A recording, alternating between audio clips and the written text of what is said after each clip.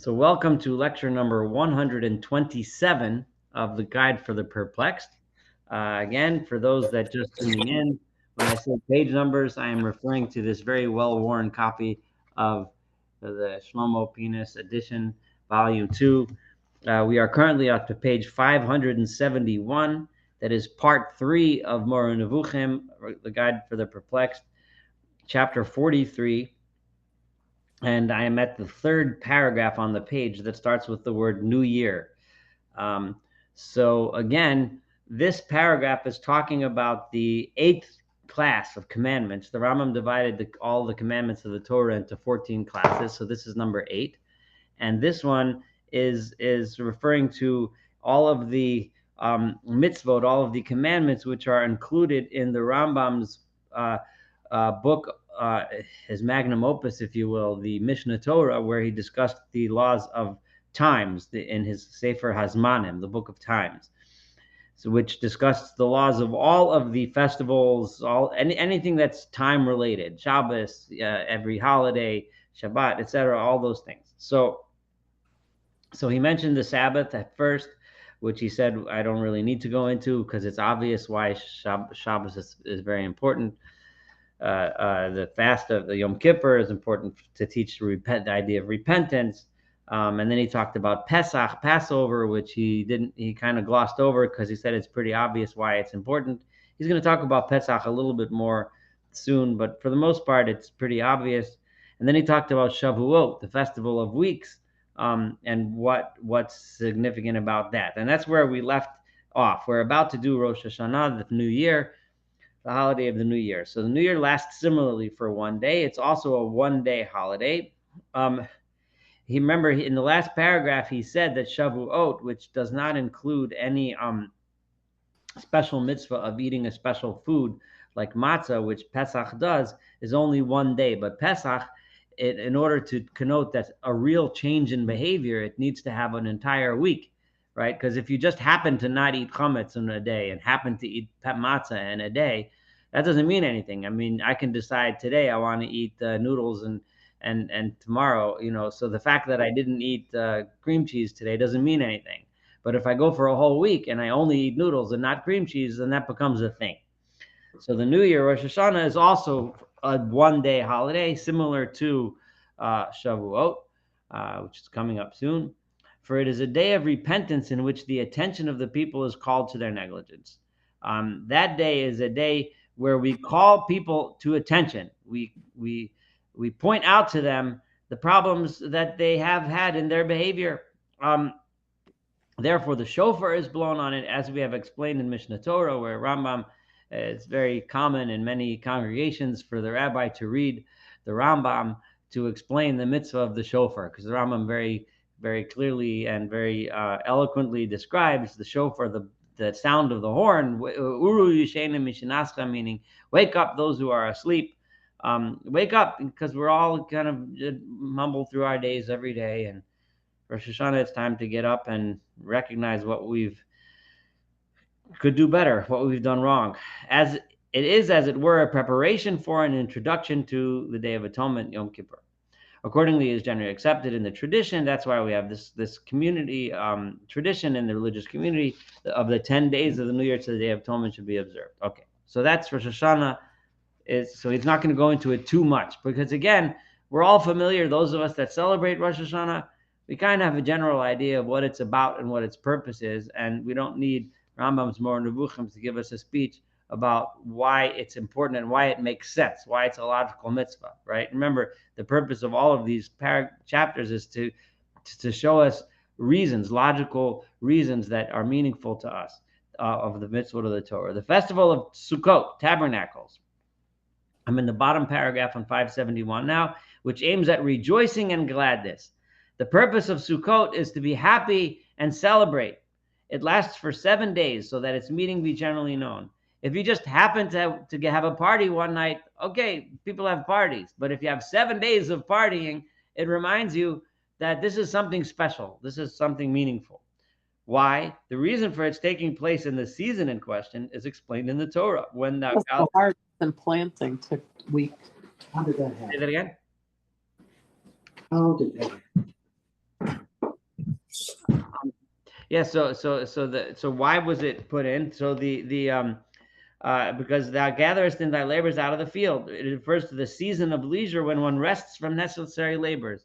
Sukkot is the time when people relax because you worked really hard during the winter to get the field ready for planting and then harvesting and drying and getting all the grains, food ready and everything. And now you're hunkering down for the winter, but the winter's not here yet. So you still have some nice weather. All the work is done. All your food is gathered and packed away. Perfect time to party, right? And relax and enjoy the fruits of your labor. This refers to the season of leisure when one rests from necessary labors. In the ninth book of Ethics, Aristotle states that this was the general practice of the religious communities in ancient times. We read this a lot, when we read the Torah. People will say that this particular festival reflects similar festivals that were in similar cultures at the time. Now here the Rambam is saying that straight up, right? That Sukkot is a time when lots of cultures in the Middle East had also had parties and celebration and festivals during this time of year. He says the ancient sacrifices and gatherings used to take place after the harvesting of the fruit. They were, as it were, offerings given because of leisure. This is literally what he says. In addition, it is possible to live in the sukkah, in the tabernacle during that season, right? There being no great heat nor uncomfortable rain, right? It's not the heat, the oppressive heat of the summer, which would make it difficult to be outside. And the rainy season, at least in the Middle East, hasn't started yet. So it's a perfect time to sit outside in the sukkah. Both these festivals, I mean Sukkot and Pesach, inculcate both an opinion and a moral quality. And the purpose is we're supposed to learn something from both of these, and both of them have them. In the case of Pesach, Passover, the opinion consists in the commemoration of the miracles of Egypt. Rambam is using the word opinion here. The Shlomo Pincus uses that as his translation, but it's much more than and the way we use opinion today. The word, it sounds like, oh, this is my opinion, that's your opinion. But what he means is it an idea, a concept, a meaningful concept. So it consists in the commemoration of the miracles of Egypt and the perpetuation of their memory throughout the periods of time. Right? That's a quick summary of Pesach and its importance. In the case of Sukkot, the opinion consists in the perpetuation of the memory of the miracles of the desert throughout the periods of time. It reminds us of that which happened to us when we were wandering in the desert, so that we recall and remember those miracles. So that's the idea, that's the concept that it reminds us of. As for the moral quality, it consists in man's always remembering the days of stress and the days of prosperity. Why is it important for us to remember what we went through in the desert? Why is it important for us to sit outside, right? During this specific time of happiness, a specific time when we have a storehouse full of food, we don't have any work to do, everything is cool, the weather's still nice, right? Why don't we just get out there and just, I don't know, get drunk and party, and have a good time and finish? But the point is that to teach us an idea, right? Go out to the sukkah, right? Don't just party, but go out to the sukkah and sit outside and remind yourself of the desert, so you remember in the time of plenty, remember that it wasn't always so great. That you always have to remember that just because it's great now and things are going good for you doesn't mean you're such a great, hot, wonderful guy. You have to remember your humility. You have to remember that there were times, and there probably will be times, that things won't be so great. And sitting in the sukkah specifically during that time reminds us of that. Similarly, accordingly, unleavened bread and bitter herbs must be eaten on Passover in commemoration of what happened to us. But the same idea on Pesach, while we're celebrating this wonderful freedom, we eat this not such wonderful food. I mean, this bread and bitter herbs, to remind us again, when we're celebrating our freedom and all the wonderful things we're lucky to have, we have to remember that it wasn't always so great. Similarly, most will leave the house and dwell in tabernacles, as is done by the wretched inhabitants of deserts and wastelands. Who lives out in huts in the middle of nowhere? It's people that wander through the deserts. They build temporary huts for them just to have some form of shelter, in order that the fact be commemorated that such was our state in ancient times, to remind us that we were once like that I made the children of Israel dwell in tabernacles, and so on. From this we went over to dwell in richly ornamented houses in the best and most fertile place on earth, right? And from living in tabernacles and wandering through the desert, we ended up in the most wonderful country, the most wonderful place on earth, in nice, big, beautiful houses, thanks to the benefaction of God and his promises to our fathers, inasmuch as they were perfect people in their opinions and moral character. I mean, Avraham, Yitzchak, and Yaakov, the forefathers, the patriarchs, right? For this too is one of the pivots of the Torah. The belief that every benefit will be or has been granted is due to the merit of our forefathers, of the fathers, of the Avot, specifically the patriarchs, since they kept the way of the Lord to do justice and judgment. Why is it that we merit this favor? We merit this favor because of our ancestors who set our people on this path. And then, okay, so that's Sukkot. So reminding us of this wonderful idea. We celebrate at a time when it's normal to celebrate, but we remind ourselves of humility during the time of celebration, that it wasn't always this great. Always remember that, even when things seem to be going well. A very important lesson for life. So one's going over from tabernacles to a second festival, and then immediately after Sukkot, at the tail end, we have another holiday, the 8th day of assembly, otherwise known as Shmini Atzeret, right? Can be accounted for by the consideration that in this way one can complete such rejoicings as are impossible in Sukkot, but only possible in spacious dwellings and in buildings. Leave the sukkah and just have a day for just having parties. Now we can forget. We've reminded ourselves with humility. Now it's time to enjoy and celebrate, be happy, be joyous for that one day without having the deprivation of sitting outside in the sukkah. This next thing, I'm at the bottom paragraph on 572. The Rambam is going to go off on a little tangent that's actually a very interesting one. And before I read it, I want to talk about the interesting tangent, give a little bit of an introduction. So many of us are familiar when we read the Torah today, right? If you open some of the commonly available translations, you'll find that the Torah is often interpreted, right? When there's a pasuk, there's a verse, right? Sometimes you'll find that especially Rashi does this a lot. Will bring a medrash, right? A medrash, or the midrash, right? Which is a rabbinic saying, which is meant to expound on the Torah, give perspective, make it interesting, make it provoke thought, etc. And then it's used to actually explain the verse itself, right? As opposed to understanding the meaning of the verse of itself, by itself, for itself. And then the Midrash is an interesting aside that might teach you very interesting lessons and important lessons. I'm going to give you an example, which is not the example the Rambam is about to use, but I'm going to maybe pose this as a question, right?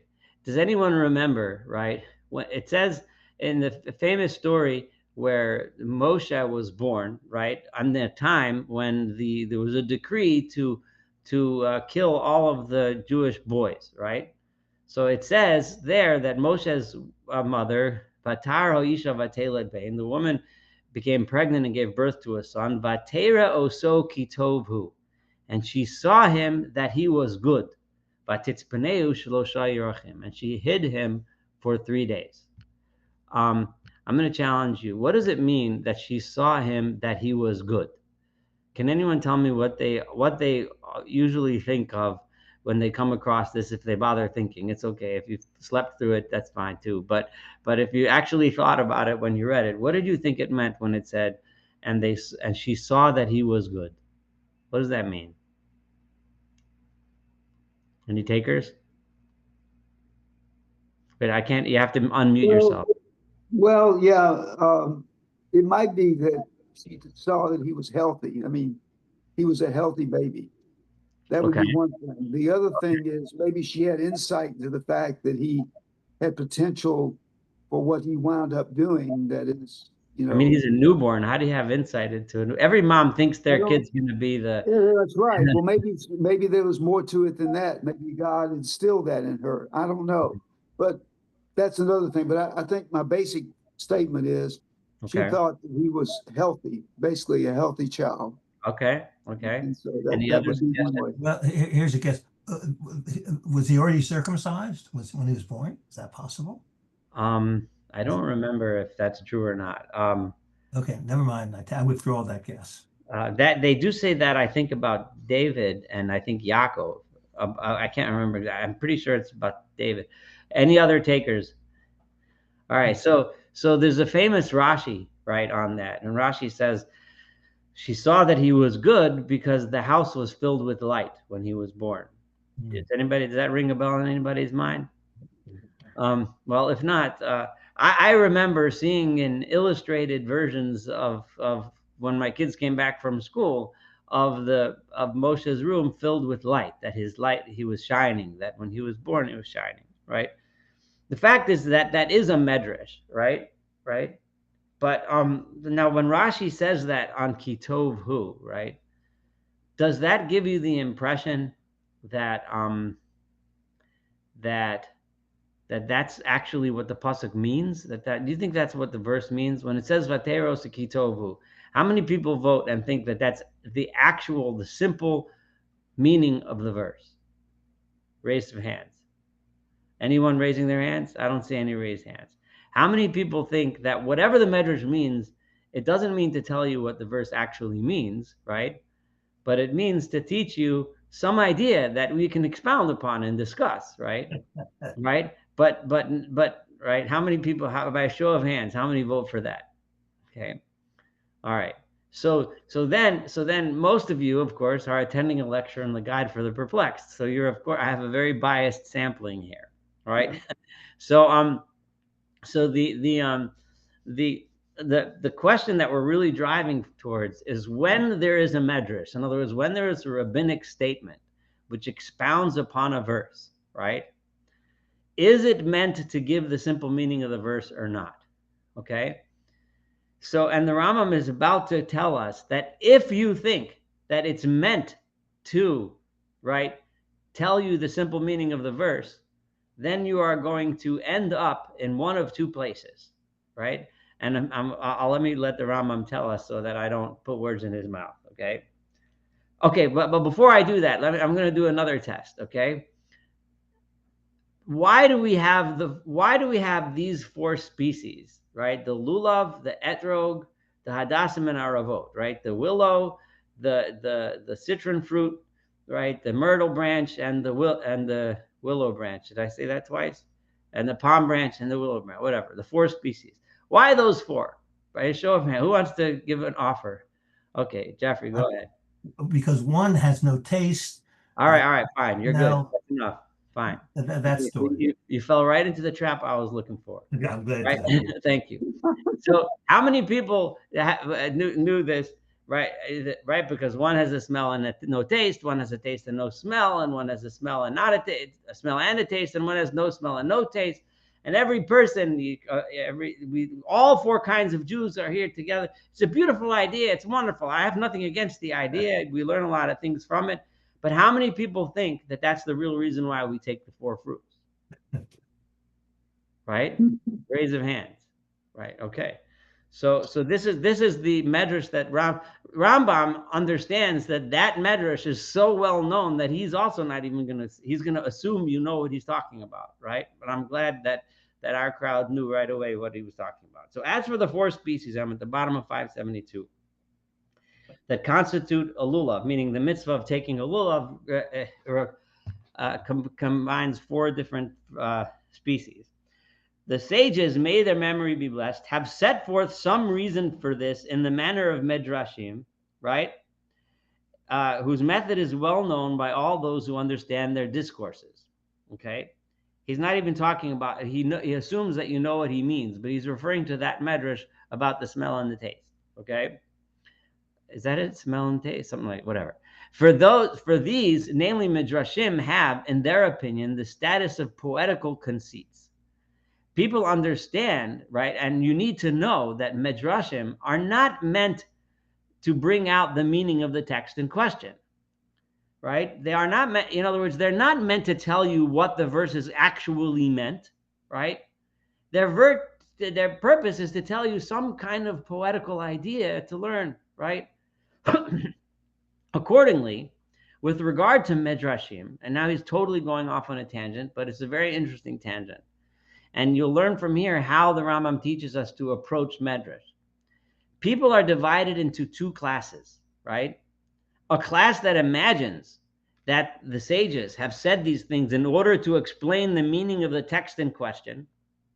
So in my example of Moshe and the light, right, when Rashi there states, right, that the Vatera also kitovhu, that she saw that he was good, and Rashi says because she saw the room full of light, right, it would seem that Rashi is one of these people who the Rambam is about to attack, right? Because Rashi is then saying that the meaning of the pasuk when it says kitovhu, right, means that she saw that the room filled with light, right? And what's probably bothering Rashi is the idea that every mother looks at their baby and thinks that he's good. Like, what does it mean that she saw that he was good, right? I've delivered hundreds of babies, thousands of babies for that matter. With some very, very unusual exceptions, which are tragic. But other than that, every mom looks at their baby and thinks that he or she is the greatest thing since whatever. That's just the way it is, right? So Rashi was clearly bothered by that, and then he brought the Midrash, right? So one group thinks that that's the meaning of the text, and then another class holds the Midrashim in slight esteem and holds them up to ridicule, right? Because they think that the Midrash is saying that this is what the verse actually means. So once you think that, then you think that Midrash is ridiculous, right? Because obviously that's not what it means, right? Vatero so kitovu, she saw that he was good, right? Is meaning to tell you something different, something special, right? A kind of idea about tov. It's not telling you about babies filling rooms with light, right? So since it is clear and manifest that this is not the meaning of the biblical text in question, what the Rambam is pointing out here is something that's very important. When you take the statements of the rabbis too literally, they end up sounding stupid, right? Because if you take that verse, that smell and taste medrash about lulav and esrog, if you take it too literally and you think that that's the actual reason, then they end up sounding stupid, because that's clearly not what the verse is talking about. Anyone knows that that's not why the verse chose those things, right? I mean, yes, that's not at all to take away from the wonderful idea that's being expressed, right? And the Rambam's about to say that to us. So the first class, the people that take it super literally, strives and fights with the view to proving as they deem the correctness of the Midrashim and to defending them, and think that this is the true meaning of the biblical text, and that the Midrashim have the same status as traditional legal decisions. They think that the Midrash is like a halacha, right? This is the way it is, right? And the Midrash says this, and therefore that's the pshat, that's the explanation of the pasuk, right? And they fight to defend that this is the real true meaning of the verse, right? But neither of the two, right? And while the other group looks at it and says that's ridiculous, right? Clearly that's not what the verse meant, right? So they're both sitting there fighting with each other, and they're both misunderstanding the purpose and point of Midrash. In other words, they're both misunderstanding the purpose and point of all those types of Aggadic and Midrashic statements of the rabbis of Chazal. But neither of the two groups understands that the Midrashim have the character of poetical conceits, whose meaning is not obscure for someone endowed with understanding.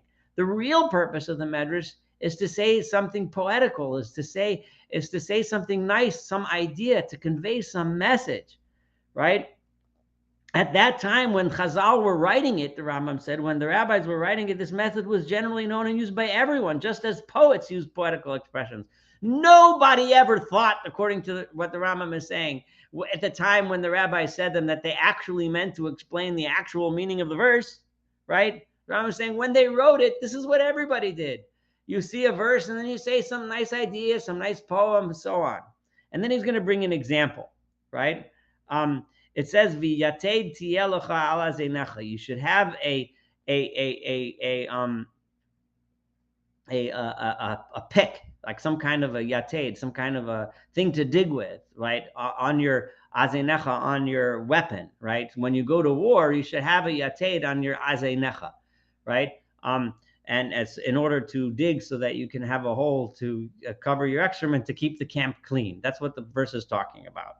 So Bar Kapara teaches in the verse, it said you should have a yated, a peg on your azenecha. Now, azenecha could also be read with slightly different vowels to ozen, ozencha, right, your ear, right? And yated is a peg.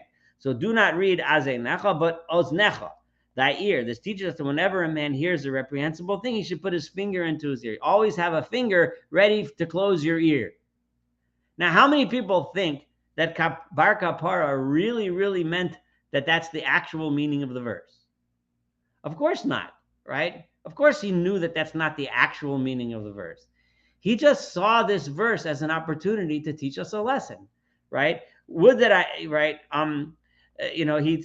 Would that I knew whether, in the opinion of these ignoramuses, this Tana, right, believed this to be the interpretation of the text, that such was the purpose of this commandment, that yated means a finger, and that azenecha refers to your two ears. I do not think that anyone of sound intellect will be of this opinion. But rather, right, this is a most witty poetical conceit by means of which he instills a noble moral quality, which is in accordance with the fact that just as it is forbidden to tell them, in other words, to tell bad things about other people, so it's forbidden to listen to obscene things. And he props it up with the reference to a biblical text, as is done in poetical compositions. He uses the opportunity to teach us a lesson, and he tries to do it in a bit of a poetic way. Right? Similarly, all the passages in the Midrashim enjoining, when it says, do not read this, but that, it doesn't mean that this is the right way to read it. It means if we look at the verse and we don't read it the way it says, but we read it a little different, then we can learn a new lesson, right? I have deviated from the subject, Rambam says, but this is a useful observation that may be needed by everyone endowed with intellect among those who profess the Torah and are rabbinites. Rabbinites is a term that virtually always is in contrast to Karaites, who don't believe in the rabbinic tradition. So in other words, if you profess to believe in the Torah and you're a rabbinic Jew, right, which would be those of us that are not Karaites, right, would need to understand the nature of Midrash. So the Rambam really just taught us a very, very important idea. So now when we go back and look at the verse in Shemos, right, that I just mentioned, would Rambam have written the same comment? See, exactly what Rashi meant you can sit and debate. Maybe Rashi just meant something in another way, but it would certainly seem, and it seems in many, many other places, that Rashi uses Midrash to explain the meaning of a verse, right? Rambam would clearly not do that, right? He would clearly say, right, Vatera oso kitovhu, meaning she looked at her baby and she realized how much she loved her baby, right? So she hid him for 3 months. And the purpose of the verse is to really to instill in us a tremendous amount of reverence and appreciation and of the depth of love that any mother, it's not her in contrast to other mothers. I'm sure, who's to say that other mothers weren't also trying to hide their children? I am 1,000% sure that she wasn't the only mother that was trying to hide her baby from the authorities, right? 100,000% sure, right? And it just happens to be that this is the one that was Moshe, so he's the one that we're talking about. But just to give us a sense and a feeling for the tragedy of the situation, that yes, every woman loves their baby, and that's the point, right? It should tear our heart out, like it was, when Paro said to kill the babies. Think about what that means to a mother and what she's going to do to try to protect him, right? To try to protect her baby. She'd put her own life at risk to protect her baby. And that's obviously the meaning. It's nothing to do with light filling the room, right? The simple meaning of the verse is what's important. So now Rambam is going to say, so what's the simple meaning of the 4 species of an etrog, right? The simple meaning, I will return to the order of our discourse. What seems to me regarding the 4 species that constitute a lulav is that they are indicative of the joy and the gladness felt by the children of Israel when they left the desert, right? In other words, why 4 species? Because because of the whole point of the holiday of Sukkot, right? Remember, Sukkot is the idea that we left remind us during a time of plenty of what we went through when we were in the desert, right? When they left the desert where there was no place of seed or of figs or of vines or of pomegranates, neither was there any water to drink. That's famous verse in Bamidbar, for places in which there were fruit-bearing trees and rivers. For the purpose of commemoration, the finest fruit of these places was taken, and the one that was most fragrant, as well as their finest leaves and finest verdure, which means green. I mean, the willows of the brook. Three things found in common in these are found in common in these four species. The first one is that at the time they were plentiful in the land of Israel, so that everyone could procure them. Willows growing along brooks was very common and plentiful. Palm trees, which had were very plentiful. So here it's plentiful, but there in the desert it was not, right? The second one is they're beautiful to look at and full of freshness. And some of them, namely the citron and the myrtle, also have an excellent fragrance. So deliberately chose them because of their physical qualities and their abundance in the land, which is the entire point of the holiday of Sukkot, like Rambam explained before, right? While the branches of the palm tree and willow have neither a good nor an offensive smell, right? The third one is that they keep fresh for 7 days, right? So that's another advantage, right? Because the etrog will stay for a lot longer than other fruits, which is not the case with peaches, pomegranates, asparagus, pears, and the like. Rambam was just bringing examples of fruits and vegetables, presumably that he was familiar with in Egypt, and he was saying that those that, you buy asparagus from if you don't have a refrigerator and you go to the market and you buy some asparagus, you better eat it within a day or two, otherwise it's not going to be good anymore, right? And so on. So that then explains the mitzvot of times, and that concludes chapter 43. So before I hit 44, any comments, questions, observations from chapter 43?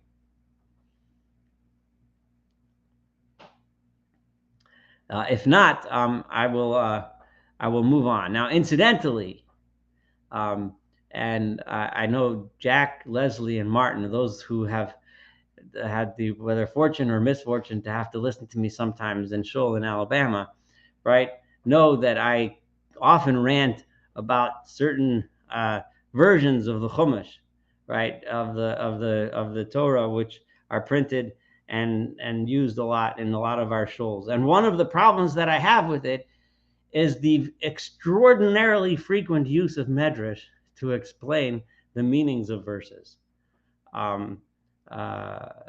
It kills me every time I see it. And now I can tell you that the Rambam, and you see it beferish in the Rambam, that the Rambam himself is also adamantly opposed to such things. Now, that does not mean that you can't have a commentary that tells you the Midrash to teach you the ideas. On the contrary, it's wonderful to have a commentary that tells you all the Midrash, and so that we can learn all of the wonderful ideas that are trying to be taught by the rabbis in the Midrash. So don't get me. I don't want anyone to quote me and say that I have a problem with writing in a commentary. Let me stop you and just ask you at this point, what do you think is the place of a Midrash?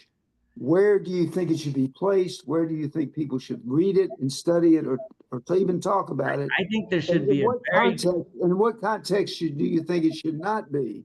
You see, the main thing is that people need to understand the actual text, right, and the Midrash, right? People have to understand that they're two different things. There's the meaning of the text as is that you need to understand first, right? And then Midrash can do all kinds of things. It may, in many cases, tip you off onto how the rabbis understood the verse, right? But it is never can be looked at as an explanation of the verse. Does that make sense? Makes sense. But what I'm saying is, where do you even study Midrash? Where do you do it at all? If you're in a situation where you're going through the text, you're not going to include Midrash at all based on what you're saying. Yeah, there should be a translation. That's one of the things. Where do you put the Midrash? That's what I'm saying. Or do you put it at all, or study it separately? You put it in a commentary on the bottom, and you say the Midrash says this and this, or you have a separate book or whatever. Right. But the other thing is, until this point, I didn't really understand it fully, and I bet I'm not alone. Yeah. In not understanding this. I Right. mean, it's an insight to me now. But, you know, do you think we have to educate people as to this? I mean, not just ourselves, but I do. I try. well, I'm saying you do, but what I'm saying is, what about rabbis in general? And when they talk about these things, do they explain to their congregations? Should they explain to their congregations? I don't. You have to ask them. I'm not going to tell all the. Well, you know, I'm not trying to put you on the spot, but what I'm I can saying tell is, you that what Rambam would say, yeah, that a rabbi, people need to understand that there's a difference between the simple meaning of the verse and the Midrash. And I cannot possibly tell you how many times I have had, I mean, literally from the time I ever remember discussing with anyone at whatever young age I was, probably 8 or 9 years old until today, a conversation with someone about the meaning of a verse where they quoted Midrash at me to explain the verse. It happens in our shul all the time, and I don't blame the people that say it because they were taught it by other rabbis and by other things that taught it that way. And again, like I don't have any problem with teaching the Midrash as long as people understand that it's Midrash, right? And if people think that's what the verse says, then they're missing out, right? They're missing out on what the verse actually says. It's crucially important to but read a the lot verse. of people may be doing this, not even being knowledgeable of that fact. You see, that's Yeah, what I'm saying. yes, That is a problem. yeah, I In think my it's a mind, huge that is a problem. problem. I think it's a huge problem, especially people that don't have a huge education, right? That can't really read the Hebrew on their own, at least not in a meaningful way. They might be able to break their teeth and pronounce some words, but often they don't really have an understanding of the Hebrew.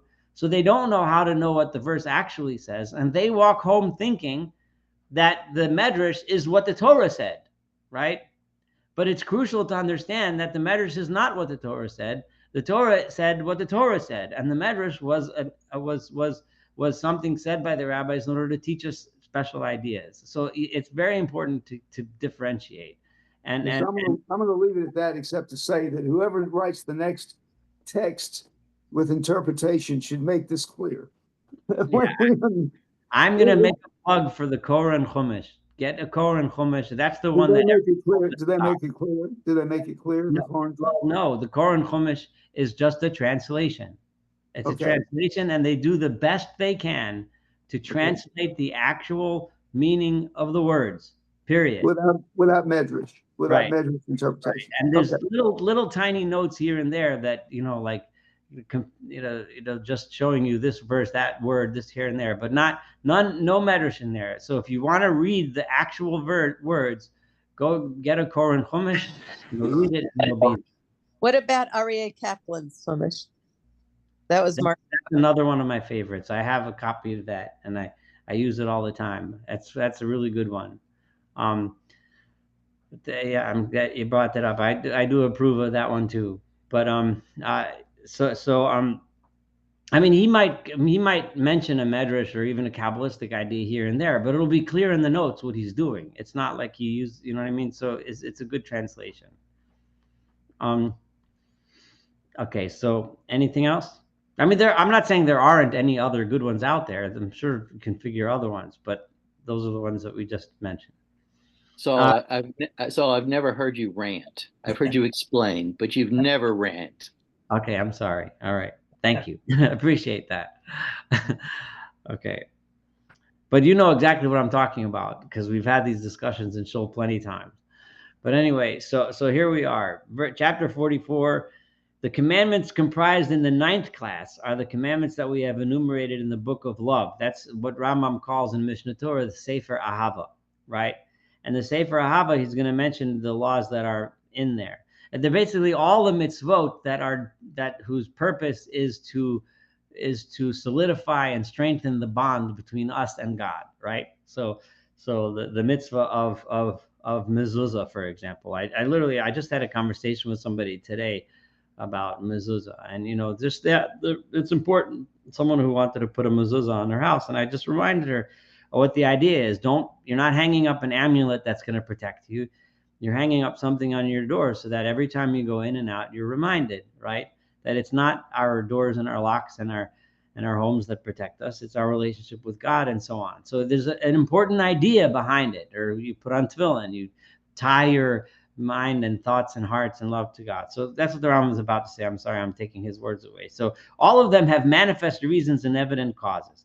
I mean, the end of these actions pertaining to divine service is the constant commemoration of God, that we always remember God and the love of him and the fear of him, the obligatory observance of the commandments in general, and the bringing about of such belief concerning him may be exalted as is necessary for everyone professing the Torah. Those commandments are prayer, right? There's recital of Shema, blessings on food, and that's connected with it, blessings of the Kohanim, the tefillin, phylacteries, and the inscriptions, on the post of house, that's a mezuzah, acquiring a book of Torah and reading it, right? All of these are actions that bring about useful, I'm going to say ideas instead of opinions, right? This is clear and manifest and does not require another discourse, for that would be nothing but repetition. We can go on and talk about all this, but you don't need me to explain why these mitzvot make sense and why by keeping them, it reminds us of the important concepts that are involved in those things. So I guess I'm going to start chapter 45 as well, even though it's another long one. So we'll just start it, and like last time, I probably won't finish it, but we'll do it next time. So the commandments comprised in the 10th class are those that we have enumerated in the laws concerning the temple, the chosen temple, right? The Beit HaBechira is literally translated as chosen temple. Laws concerning the utensils of the sanctuary and those who work in it, and laws concerning entry into the sanctuary. We have already made known in a general way the utility of this class of commandments, right? So those are right. The Rambam mentioned before, I can't remember where, but it was recently about, to instill a sense of awe and reverence, right, for the temple, right? So the reasons for you're not supposed to go in when you're impure and having to do ritually purify and those things Rambam mentioned before is to instill a sense of awe and reverence when we go into the temple. So I already mentioned it in a general way. So now he's going to go into it a little bit more specifically. It's going to be a big thing that he's about to start. It's kind of weird starting it. I think this is probably a good place to stop. And we'll start chapter 45 next time. I know I'm still cutting it a little shorter than usual, but it's just. Yeah, it just makes sense. There's no way we can get through all this. Next time, we can probably do the whole chapter 45, hopefully. Any other questions or observations? If not, I am happy that everyone joined. Next week, we're going to have the my other class that I've started giving, the Mesilat Yesharim path. If anyone's interested in joining that, it's every other Tuesday night. Text me later, and I can put you on that chat group so that you get invites to that. So that's every other Tuesday night at someone else's home. It was not started by Knesset Israel people. It was started by some other friends that I have that are members of the Reform Temple here, and they wanted to have a group with me. So they started this, but I know some of us have already joined. It's a class on Mesilat Yesharim. So if you want to know more, and I can give you links to the recordings of the first two classes, I can do that too, because I do it both in person and on Zoom. So if you live in Alabama, you can join us in person. If you don't, you can join us on Zoom. All right. Yeah, can I just put in a plug? The first lecture, which so generous enough to is fantastic, and if you want to get a taste of what's ahead, please ask him to send it to you, because the enthusiasm that we've seen over Maimonides, put some exponential number on it, and you'll see that Luzzatto, the author of the book we study, it's you have 10 times that enthusiasm for that. Maybe too much, 5 times the enthusiasm for it. Thank you. I appreciate the plug and the compliment. But yeah, it has been. We've only had 2 lectures so far, but they have been really rewarding. So it's something worthwhile. Where do you meet in person? So at different people's houses. So offline, text me. I'll put you in the group, and you'll get the address. It's at homes, people in Birmingham. Yeah, I'm not doing it as a I'm not doing it as a representative of any organization. It's a bunch of friends. It just so happens that the way they're all know each other is through the Reformed Temple. I forget what it's called. And Emmanuel. Yeah, they're all members there, but I'm not doing it as part of their thing. Not that I really care. Oh, it's not like at the center or someplace like that. It's right. It's at people's It's at homes. It's at homes. Okay, so we can go online and do it that way. Okay. Yeah, and if you text me, I'll tell you where. So you can come to the homes, right? You should certainly come, or if you can participate on Zoom. All right. Okay. All right. Thank you. All right. Take care. Bye. All right. Have a nice night. Thank Thank you. you, Saul. Thank you. Thank you, Saul.